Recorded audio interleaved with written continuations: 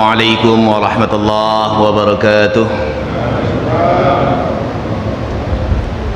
Hamdan wa syukran lillah, salatan wa salaman ala rasulillah, wa la hawla wa la quwwata ilaha illallah, wa ashhadu anna Muhammadan abduhu wa rasuluhu la nabiyya ba'da. A'udzu billahi minasy syaithanir rajim. Ya ayyuhalladzina alaihi wasallam man kharaja,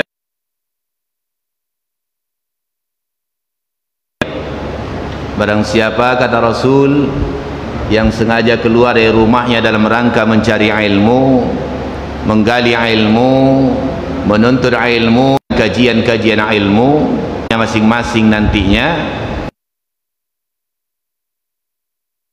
yang berjihad di jalan Allah, insyaallah. Wa sadaqa rasuluhun nabiyul karim, wa nahnu ala zalika minasy syahidin wasyakirin walhamdulillahi rabbil alamin. Sama-sama yang kita hormati, yang kita muliakan, Bapak Imam, Bapak Ketua Masjid, serta segenap jajaran kepengurusan, dan para jamaah subuh yang dirahmati dan dimuliakan Allah Subhanahu wa taala. Apa kabar semua, Pak? Alhamdulillah ya, sentiasa di bawah naungan ridha Allah Subhanahu wa taala.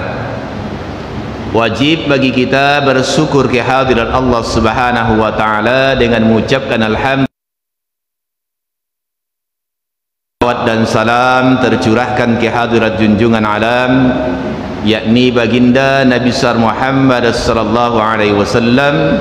Allahumma salli ala sayyidina Muhammadin wa ala ali sayyidina Muhammad. Semoga dengan banyaknya kita bersalawat, mudah-mudahan kelak kita akan mendapatkan syafaatnya di yaumil qiyamah, yang mana suatu hari tiada perlindungan dan naungan daripada Allah Subhanahu wa taala. Di dalam surat Al-Fath Allah Subhanahu wa ta'ala berfirman, yauma la yanfa'u malun wala banun, yaitu di hari ketika harta dan anak-anak tiada berguna, illa man atallaha biqalbin salim, kecuali orang-orang yang menghadap Allah dengan hati yang selamat. Mudah-mudahan khususnya kita jemaah subuh hamba yang kelak akan mendapatkan Rasulullah sallallahu alaihi wasallam.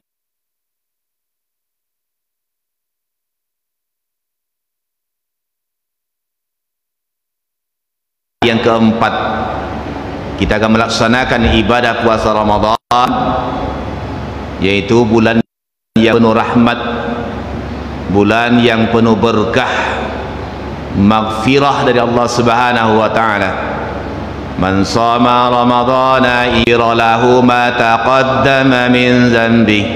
Barang siapa, kata Rasul, yang berpuasa di bulan suci Ramadan dengan iman wahtisabah, hisab penuh dengan perhitungan, maka akan diampunkan dosanya, dosa yaitu dosa yang telah lalu. Tanda kutip, tentu ia berkisar tentang dosa kecil.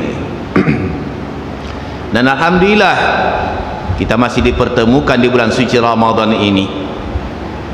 Jadi sebenarnya Bapak jemaah subuh yang dimuliakan Allah Subhanahu wa taala, para ulama-ulama kita, baik itu ulama-ulama para salafus saleh maupun ulama-ulama kontemporer, yaitu ulama kekinian, sebenarnya telah memberikan motivasi, memberikan semangat, memberikan cara, kiat-kiat kita di dalam menyambut bulan suci Ramadan atau ketika kita melaksanakan ibadah puasa Ramadan. Itulah hebatnya para ulama-ulama terdahulu. Masing-masing mereka membuat rumus tersendiri, ada bab-bab tersendiri dalam kitab-kitab mereka. Ada berbicara masalah syariat, umpamanya nanti masalah ikhlas. Jadi bab ikhlas itu bukan bab tanggung-tanggung, Pak, ya. Itu setiap para ulama-ulama salafus saleh, ulama-ulama hebat dahulunya itu mereka buat rumusan tersendiri, baik itu umpamanya Ibnu Hajar Asqalani, Ibnu Hajar. Begitu pemikiran yang dicurahkan oleh para ulama-ulama terdahulu, sehingga mempermudah bagi kita sekarang ini untuk beribadah. Kenapa lebih mudah? Karena kita sudah punya rujukan, tidak perlu lagi kita berijtihad sebenarnya. Karena kalau kita memaksakan diri berijtihad, kapan masanya kita lagi untuk khusyuk beribadah? Jadi dengan kitab-kitab yang telah dikarang oleh mereka, enak kita beribadah. Oh, kita melakukan ibadah ini sudah ada rujukannya. Para ulama-ulama salafus saleh, setidaknya imam mazhab, ya, imam mazhab itu sudah banyak, Pak. Ada 20-an imam mazhab itu sebenarnya. Nah, cuma yang tenar itu di Indonesia ini tentu 4, bahkan 5 lagi, ya. Imam Hanafi, Imam Malik, Imam Syafi'i, Imam Hambal, ya, Hambali, Ja'far Shadiq, ya. Nah, apa kiat-kiat yang diberikan mereka, cara-cara ketika kita menempuh bulan suci Ramadan? Di antara sekian banyak kiat atau cara tersebut, salah satunya tasbiyatun niyyah. Kembali kita meluruskan niat, menghadirkan niat, menetapkan niat dalam hati kita bahwasanya ketika kita melaksanakan ibadah puasa Ramadan benar-benar mengharapkan ridha Allah, bukan karena seremoni, ya, bukan karena nanti sebagai asbab kita melompat pada Idul Fitri nanti beli baju lebaran untuk anak kita, bukan. Kembali kita luruskan niat, innamal a'malu binniyat, segala amal itu dihitung atau dinilai dengan niat. Wa innamal likulli imri'in ma nawa, ya, dan segala sesuatu itu dihitung pekerjaan kita itu sesuai dengan niat kita. Kembali kita menghadirkan niat, karena niat di bulan suci Ramadan hukumnya wajib. Inilah perbedaannya, Pak, dengan puasa sunnah. Kalau puasa sunnah, bapak bangun pagi harinya lapar perut, ingin sarapan, buka tudung nasi, ternyata nggak ada lauk, nggak ada nasi, ya, timbul niat dalam hati, kalau demikian saya ingin puasa sunnah sajalah, maka sah hukumnya puasa sunnah. Tapi kalau puasa wajib hukumnya kita menghadirkan niat sampai sahur, ya, ada niat 1 bulan, nawaitu sauma syahri Ramadan kullihi lillahi ta'ala. Ini dalam konteks mazhab Imam Malik.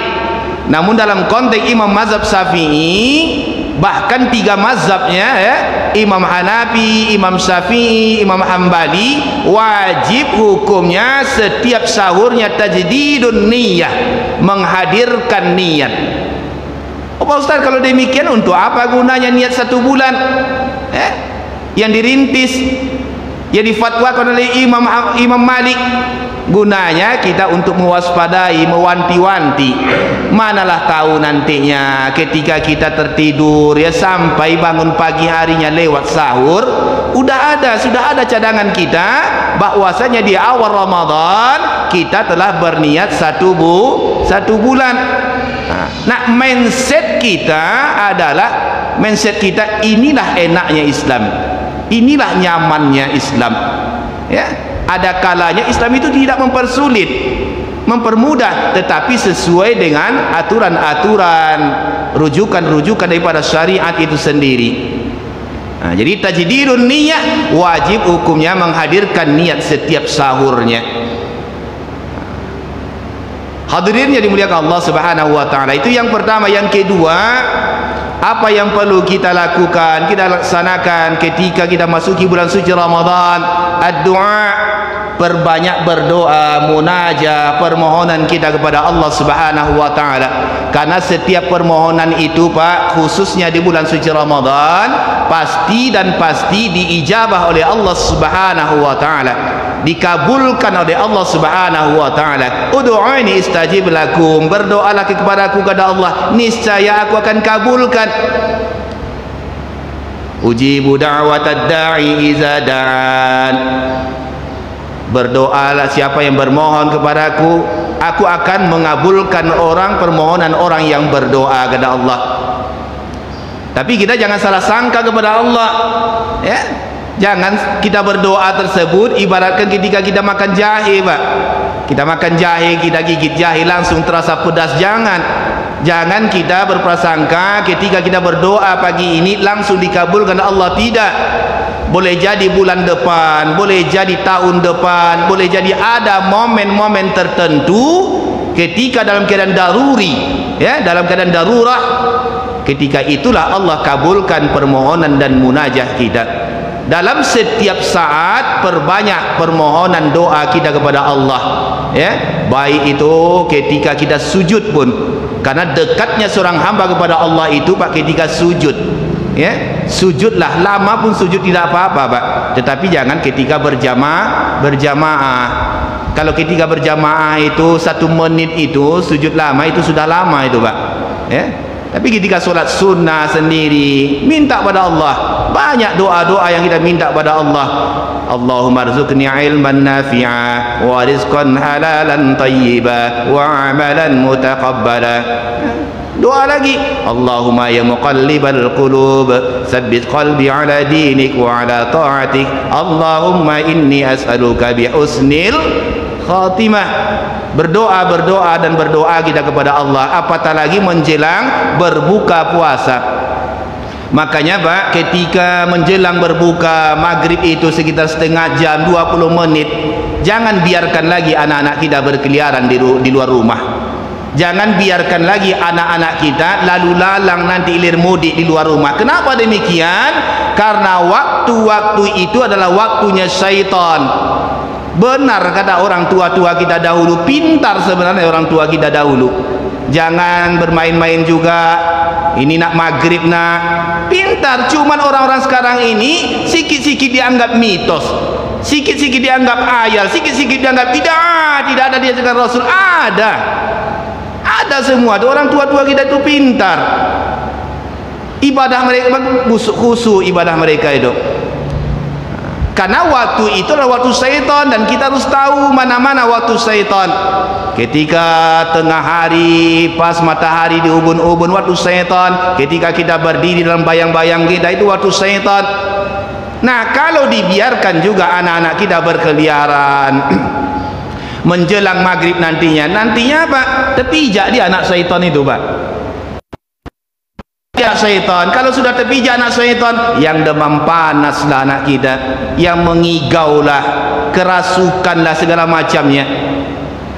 Nah, kita harus paham hal ini, dan harus paham kita mana yang iblis, mana yang syaitan, mana yang jin.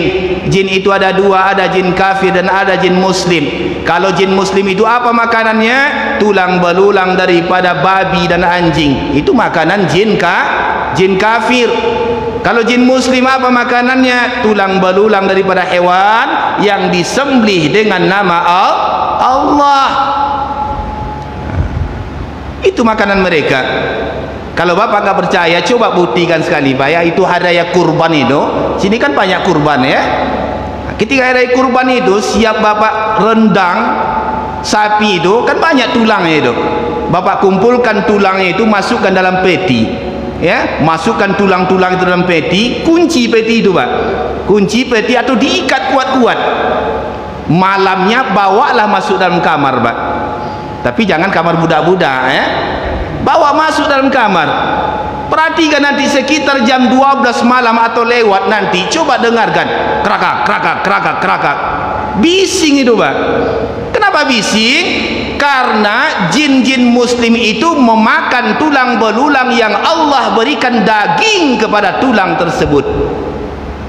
Itu makanan jin muslim.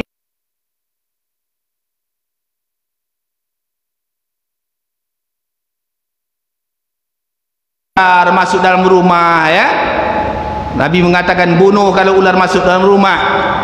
Ulama-ulama mengatakan ada pengecualiannya. Kalau ular itu masuk dalam rumah nanti Pak, masuk dalam kolong atau bawah tempat tidur, jangan segera dibunuh. Bacakan ayatul kursi, bacakan ayat kursi. Ayat kursi itu kalau ruqyah itu Pak ya, karena saya meruqyah juga saya. Buka praktek juga saya Pak, pengobatan tradisional, urut tradisional ini ya. Itu ayat ruqyah itu ada 9 wakaf itu Pak.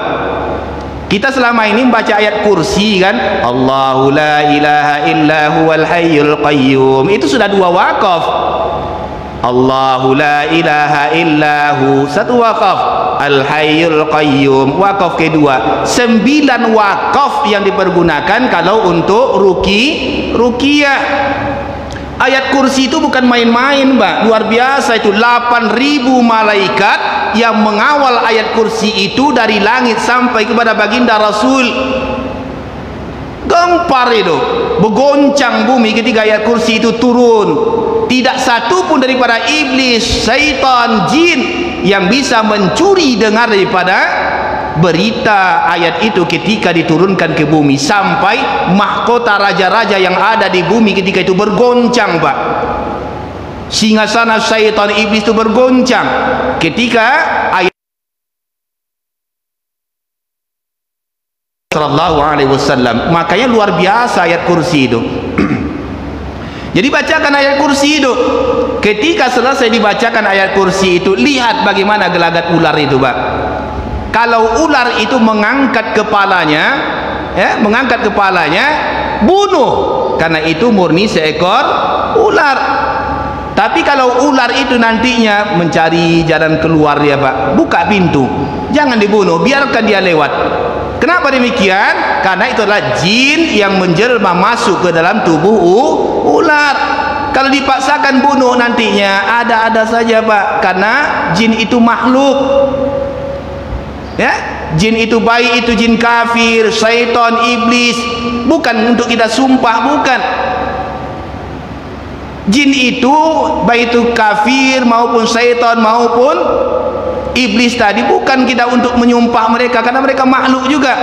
Melawan mereka dengan kita berlindung kepada Allah. Bahkan takbur pun kita, takabur tidak boleh kita.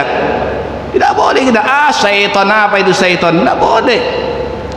Saya sudah buktikan sendiri, Pak, ya, sedikit ya, saya buktikan sendiri. Suatu saat pernah jam 1, sekitar jam 1 malam itu, saya dijemput oleh kawan saya, polisi Bintan. Istrinya itu kerasukan karena balik dari Bintan. Pas di bawah Gunung Bintan itu, Pak Ustadz, disitulah mulainya kejang-kejang dalam mobil itu, susah megangnya. Dijemput saya tangani sekitar lebih kurang 20 menit lah saya tangani. Alhamdulillah keluar kembali dia normal, duduk dari kursi itu, ya, duduk kursi itu sebelum, karena duduk ketika itu karena kita agak letih kan, belum lagi istilahnya kata orang-orang kampung dikunci, Pak, ya, di pagar. Jadi ketika itu duduk itu, istri polisi itu sudah mulai normal, ya. Kembali dia mengatakan, Pak Ustadz, itu dia Pak Ustadz, itu dia Pak Ustadz. Dia masih mendekat, masih ingin bersama saya, katanya, sambil ingin menjerit kan. Jadi apa saya katakan ketika itu, Pak? Tenang sajalah, nanti kita sunat jin itu, saya bilang. Kita sunat, saya bilang kan. Takabur saya ketika itu. Itu baru saya mengatakan sunat itu, langsung kerasukan lagi dia. Langsung kerasukan lagi, tidak bisa saya tangani lagi, lama saya tangani kan. Jadi akhirnya, Pak, yang bisa itu ketika itu tenang, tapi sebenarnya dia masih ada di dalam. Karena sudah hampir jam 2, saya pun ngantuk. Balik saya itu dibonceng lagi oleh anak buahnya, polisi juga, masih muda. Jadi ketika di jalan sudah mau ke simpang rumah saya katakan kepada adik polisi itu, sudah di sini sajalah, ini sudah ngikut dia ini, saya bilang. Hah? Ngikut, Pak? Disitulah saya baru mohon maaf melihat seorang polisi pengecut, Pak. Bagaimana nanti Pak Ustadz, saya ini Pak Ustadz? Tenang saja, saya bilang kan. Dah sini saya balik dah, saya bilang. Saya perhatikan ketika dia balik itu, Pak, waduh, Pak, kayak anak panah dia ngegas motor itu, kayak anak. Sampai di depan pintu rumah saya nggak enak lagi karena ngikut terus kan, ngikut terus kan, sampai ke belakang rumah kan, masih ngikut.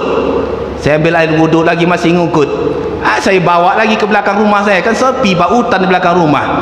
Saya dudukkan di belakang rumah itu kan, saya dudukkan agak kira-kira 5 menit di situ, barulah keluar. Masuk saya dalam rumah, baca salam kan. Ternyata ketika saya dah masuk dalam rumah itu, lebih dahulu rupanya dia menyerang istri saya, Pak. Menyerang istri saya. Nah, inilah salah satu efeknya kalau kita meruqyah. Ini menyerang istri saya. Untung alhamdulillah spontanitas istri saya ketika itu menyerangnya, langsung istri saya ngambil wudhu, solat tahajud kan. Pergi sendiri dia. Itu karena kita takbur, dia makhluk, bukan kita untuk ditakbur, bukan untuk disumpah, tetapi kita berlindung kepada Allah. Nah, maka daripada itulah kita harus paham ya, kita harus paham. Meruqyah itu kan pamannya masuk kerasukan, ya dilihat juga. Kalau jin kafir dia, boleh jadi dia akan pergi. Tapi kalau jin itu jin muslim, bacakan ayat kursi, dia ngikut. Bahkan habis satu Al-Quran itu bapak bacakan, ngikut dia, enak, dia senyum. Kenapa? Dia jin muslim, dia berjamaah juga, dia pandai mengaji juga. Kita bacakan. Nah, inilah gunanya nilai-nilai tasawuf. Cuma zaman sekarang ini, mohon maaf, apalagi Tanjung Pinang, kalau berceramah itu Pak, membuka masalah tasawuf, sikit-sikit zindik. Nanti gila. Tidak, orang yang gila, yang zindik itu masuk tasawuf, Pak, masih muda Pak, masih lajang, umur belasan tahun, itu sudah masuk tarikat itu, sudah masuk tasawuf itu. Bisa tanyakan pada adik jarak kampung kami, masuk. Karena dalam tasawuf itu mencakup di 4 kajian: syariat, tarikat, hakikat, dan ma'rifat. Maka Imam Al-Ghazali pun mengatakan wajib hukumnya setiap hamba mengamalkan atau memahami ilmu tasawuf. Nah, balik kembali, masukkan anak ke dalam rumah seorang bapak, nantinya ajak anak dan istri masuk rumah, di hadapan hidangan itu berdoalah, bermunajahlah, minta apa saja kepada Allah, niscaya Allah akan kabulkan permohonan kita. Pasti Allah akan kabulkan. Tapi jangan kita mendesak Allah. Allah kabulkan permohonan seorang hamba bukan sesuai dengan keinginan kita, namun sesuai dengan kebutuhan kita, ya. 12 malam panas dalam rumah, keluar rumah dia buka baju Pak, ingin mendapatkan angin malam, duduk di halaman rumah. Tiba-tiba datang dari hilir sana, dari sudut kampung itu, masyarakat yang begitu banyak yang mengejar maling, bawa cangkul, bawa parang, bawa pisau, tombak, segala macamnya. Maling dikejar. Maling itu sembunyi, dikejar terus. Akhirnya karena gelap, disangka masyarakat banyak itu, ya, yang maling itu seorang bapak yang keluar rumah tadi. Karena bapak keluar rumah tadi, dia takut, nggak bisa menjelaskan lagi, masyarakat banyak mengejar, lari dia sampai kurang sekitar 5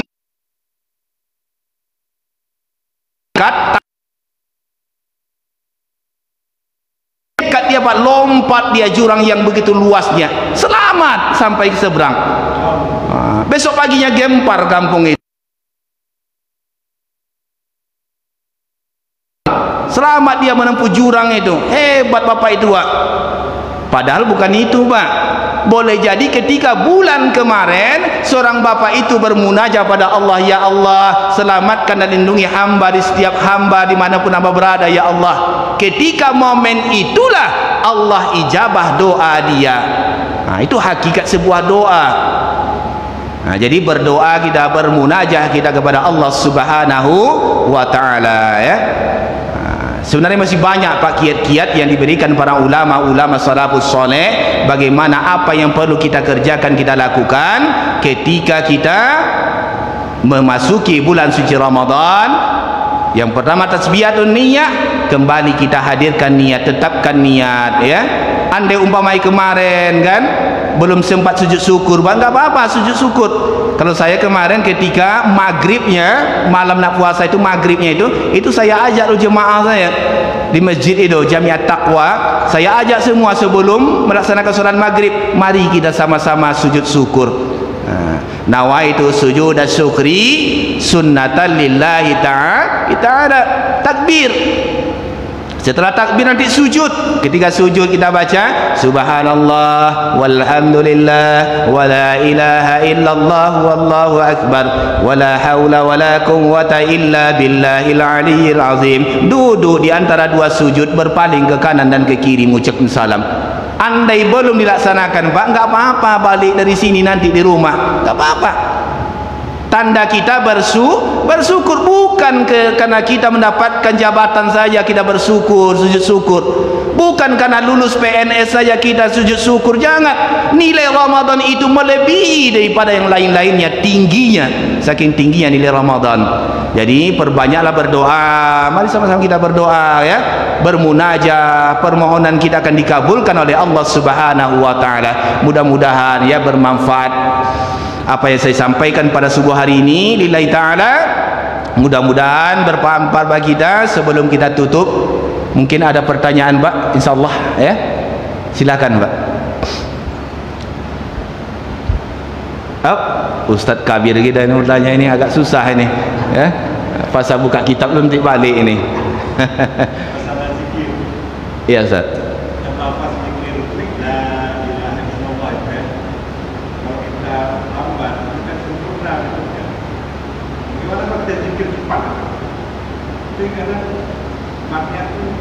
Oh gitu.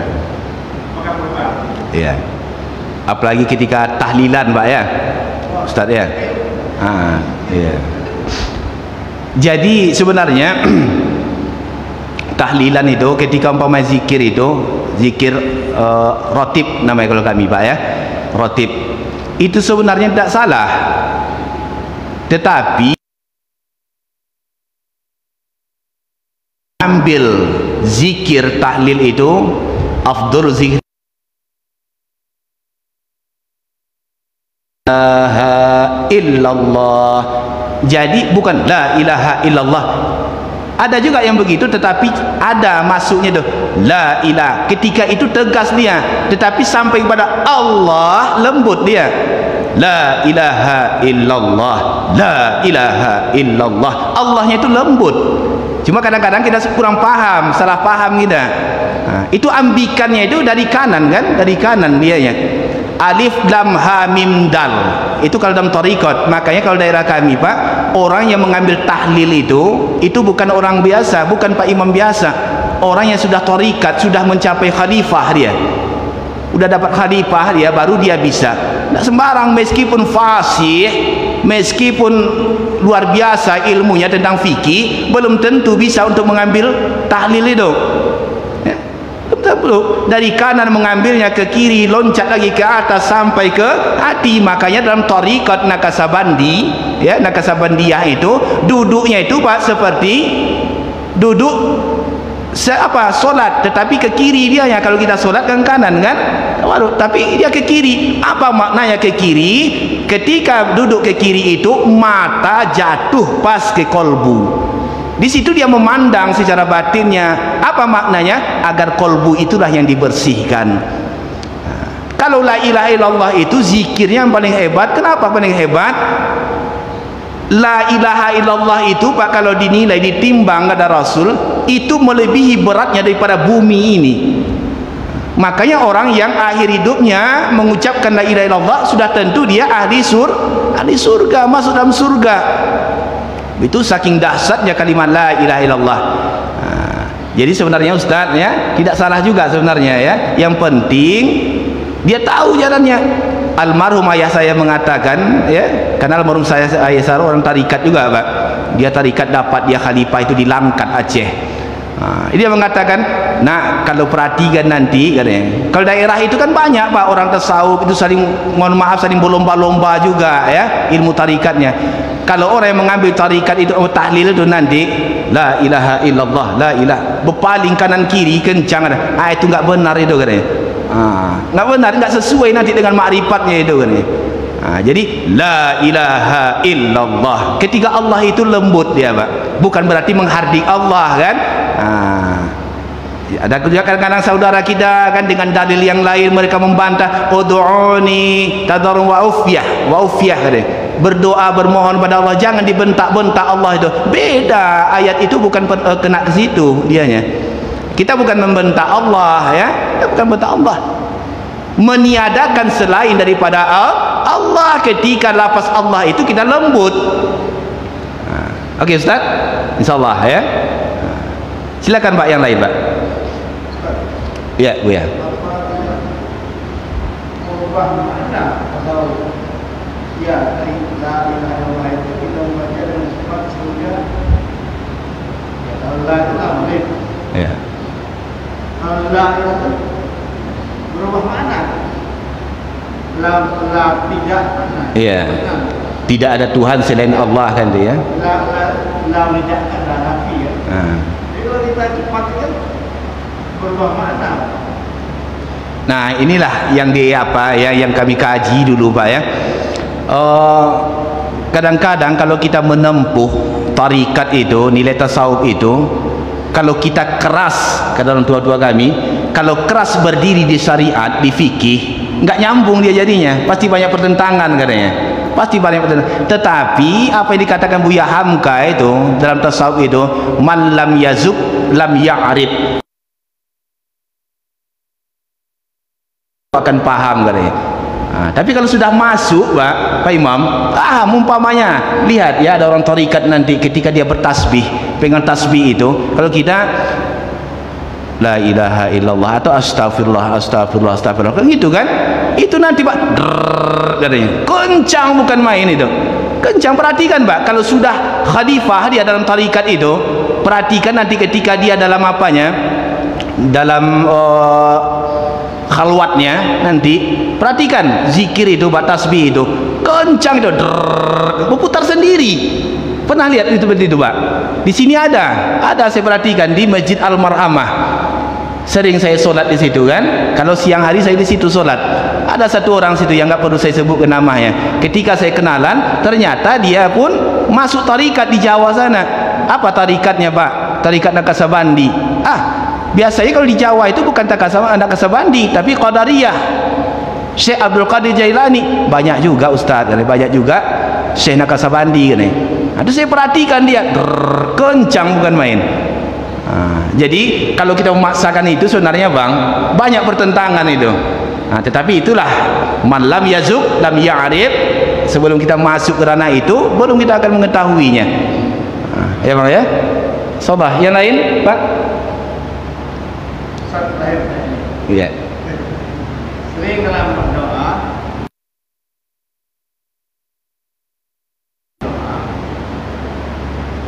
misalnya orang tua kita lah, dalam memimpin tahlil sering membacakan innallaha wa malaikatahu sering. Itu ya bagaimana Ustaz? Apakah beliau-beliau itu kurang memahami atau bagaimana? Maksudnya gimana Pak? Sering orang tua kita tahlil, mereka bukan doa yang mereka baca. Dalam membaca doa itu sering la haula wala quwwata illa billah, kemudian innallaha wa malaikatahu yusholluna 'alan nabi, masih kita baca pas. Iya. Jadi kita